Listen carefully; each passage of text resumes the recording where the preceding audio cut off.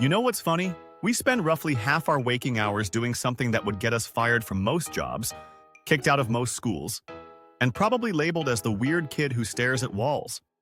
Yet somehow, daydreaming is so universal that if you told someone you never do it, they'd assume you were either lying or possibly an alien conducting surveillance on human behavior. But here's the kicker. While everyone's been treating daydreaming like it's the mental equivalent of eating potato chips for breakfast, scientists have been busy discovering that your brain might actually be doing some of its best work when you're mentally rehearsing your Oscar acceptance speech or imagining what you'd say to your boss if you had the courage of a honey badger. So today we're diving into the surprisingly complex world of daydreaming. Because it turns out there's a right way and a wrong way to let your mind wander, and most of us have been doing it about as effectively as trying to parallel park with our eyes closed. First, let's talk about what's actually happening in your skull when you drift off into fantasy land. When you're focused on a task, your brain fires up what scientists call the executive network. Think of it as your brain's micromanaging boss who won't let you take a bathroom break without filling out forms in triplicate. But the moment your mind starts wandering, a completely different set of brain regions takes over, called the default mode network. Now, the name default mode makes it sound like your brain just switched to screensaver mode, but that's like calling a Ferrari's engine idle time a nap. This network is actually where your brain does some seriously heavy lifting. It's where you replay memories, plan for the future, and yes, imagine scenarios where you're definitely cooler, more articulate, and somehow always know exactly what to say in arguments. The fascinating part is that both networks can actually work together, like a buddy cop movie, where the by-the-books detective teams up with the loose cannon who plays by their own rules. The default mode network generates wild, creative ideas, while the executive network swoops in to evaluate which ones aren't completely insane. But here's where it gets interesting. Not all daydreaming is created equal. There's the good stuff, the mess stuff, and then there's the kind that can hijack your life faster than a toddler can destroy a living room. The good daydreaming is what researchers call constructive mind wandering. This is when your brain uses downtime to work through problems, explore possibilities, and make creative connections. It's like having a personal brainstorming session where nobody judges you for suggesting that maybe the solution to traffic jams is everyone learning to teleport. Take those moments when you're in the shower and suddenly solve a work problem that's been bugging you for weeks. That's not coincidence. That's your default mode network doing what it does best, making connections between seemingly unrelated pieces of information while your conscious mind is busy wondering if you remembered to rinse the shampoo out properly. This type of daydreaming can actually boost creativity, help with problem solving, and improve your ability to plan for future scenarios. It's like having a flight simulator for life, where you can test drive different approaches to situations without any real-world consequences. Want to practice asking for a raise? Daydream away. Considering how you'd handle running into your ex at the grocery store? Your brain's got you covered. But then there's the neutral daydreaming, which is basically mental elevator music. You know those times when you're stuck in traffic and your mind just sort of zones out, thinking about nothing in particular? Maybe you're mentally reviewing your grocery list or replaying random conversations. It's not harmful, but it's not exactly rocket science either. And finally, we have the problematic stuff. Sometimes our minds wander into what psychologists call rumination, which is like daydreaming's annoying cousin who always brings up embarrassing stories at family dinners. This is when you get stuck in loops of negative thinking, replaying past failures, or spiraling into worst-case scenarios about the future. You know that thing where you lie in bed at 3 in the morning remembering something embarrassing you said in 7th grade, and somehow your brain convinces you that everyone still remembers it? That's rumination masquerading as helpful reflection, and it's about as useful as a chocolate teapot. But the real plot twist in our daydreaming saga comes when we venture into truly maladaptive territory. Some people experience what researchers call maladaptive daydreaming, which is like regular daydreaming that went to the gym, got really buff, and decided to take over your entire life. People with maladaptive daydreaming don't just occasionally drift off into pleasant fantasies. They can spend hours lost in incredibly vivid, detailed fantasy worlds that feel more real and appealing than actual reality. We're talking about mental movies so engaging that real life starts to feel like a boring documentary about tax preparation. Now, before anyone starts self-diagnosing based on that time you spent 2 hours imagining what your life would be like if you were a professional dragon trainer, let me throw in a quick disclaimer here. This video is for information and entertainment purposes only. If you're genuinely concerned about your mental health or think your daydreaming might be seriously interfering with your daily life, please talk to a mental health professional. They're way better at this stuff than a YouTube video, I promise.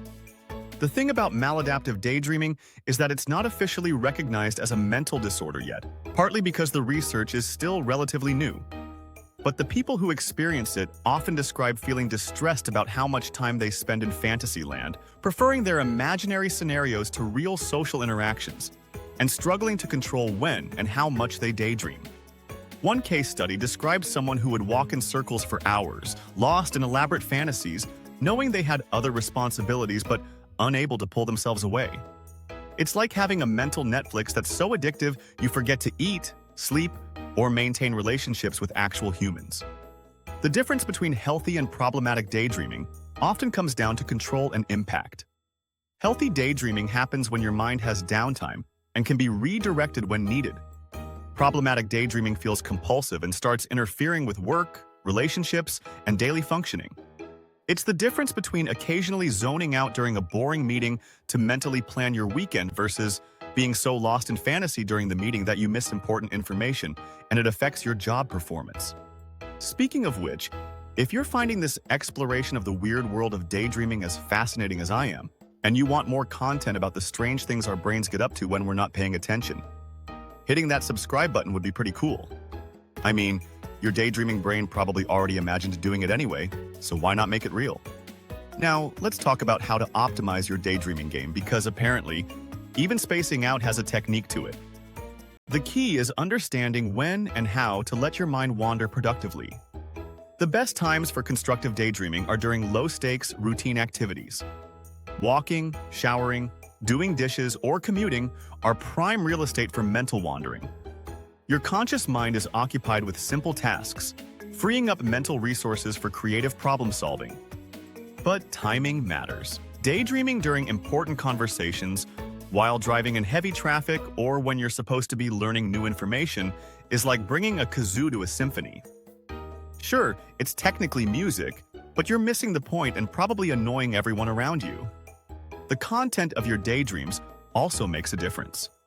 Future-focused, goal-oriented fantasies tend to be more beneficial than dwelling on past events, especially negative ones. Imagining yourself succeeding at upcoming challenges, working through potential problems, or exploring creative solutions is like mental rehearsal for real life. But here's where it gets tricky. Sometimes our daydreams turn into what I like to call fantasy procrastination.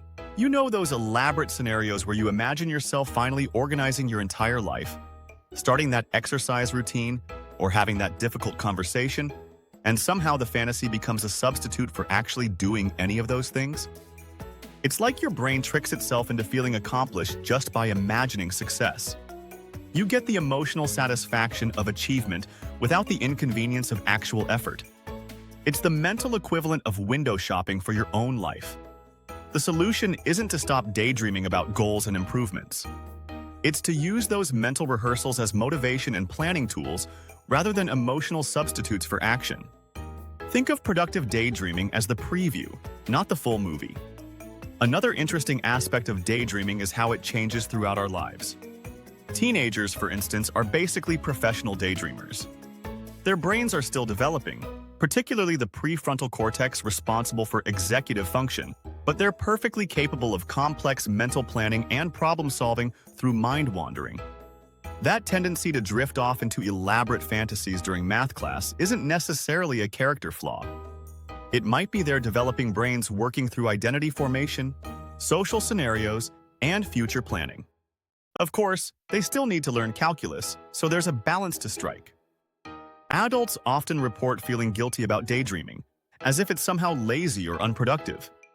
But research suggests that periods of mental downtime might actually be crucial for cognitive function.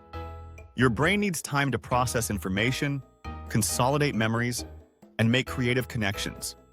The problem is that modern life doesn't leave much room for mental wandering. We fill every spare moment with podcasts, social media, or other stimulation. Our brains rarely get the chance to just think. It's like never letting your computer run defragmentation and then wondering why it's running slowly. Some of the most important scientific discoveries and creative breakthroughs have reportedly happened during moments of mind wandering. The structure of the periodic table, the theory of relativity, and countless artistic innovations emerged not during intense focused work, but during mental downtime when the default mode network could make unexpected connections. But let's be honest about the reality of most people's daydreaming. For every profound insight that emerges from mental wandering, there are probably 1,000 fantasies about winning imaginary arguments with people who probably forgot the original disagreement years ago. And that's okay. Not every daydream needs to cure cancer or solve world hunger. Sometimes your brain just needs to blow off steam by imagining what you'd do if you suddenly became incredibly wealthy, discovered you had superpowers, or found out your annoying neighbor was secretly an alien and you had to expose them without seeming crazy. The key is maintaining awareness of when your mind is wandering and gently guiding it in more constructive directions when needed. It's like being a benevolent traffic controller for your own thoughts, allowing the natural flow while preventing major pileups.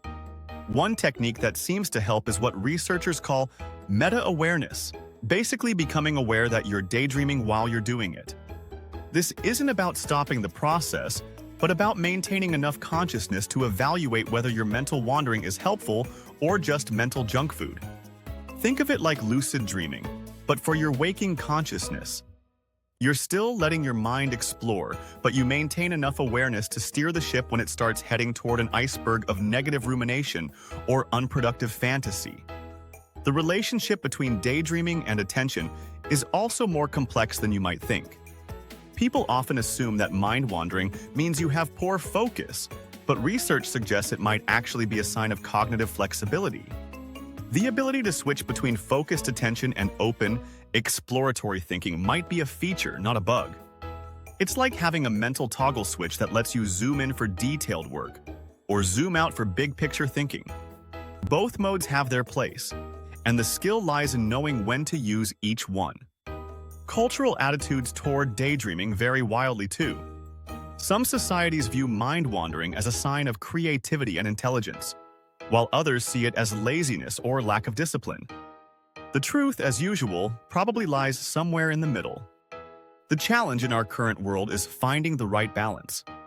We need enough mental stimulation to stay engaged and productive, but also enough downtime for our brains to process, integrate, and create. It's like maintaining a garden. You need both active tending and periods of letting things grow naturally. Technology has made this balance trickier to achieve. Our devices are designed to capture and hold attention, leaving less natural space for mind wandering.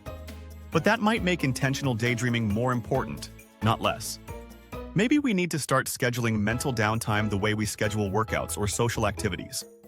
Block out time for productive boredom, where you deliberately avoid external stimulation and let your mind do its thing. The research on daydreaming is still evolving, but one thing seems clear. This isn't just mental idle time.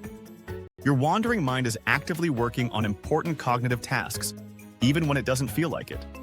Those moments when you're staring out the window, apparently doing nothing, might actually be some of your brain's most important work. So the next time someone catches you spacing out and asks what you're thinking about, you can confidently tell them you're engaging in constructive default mode network activation for enhanced cognitive flexibility and creative problem solving.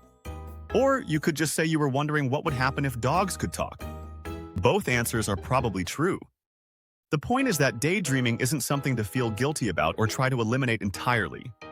It's a fundamental part of how your brain operates, and learning to work with it rather than against it might be one of the most underrated life skills. Your mind is going to wander anyway.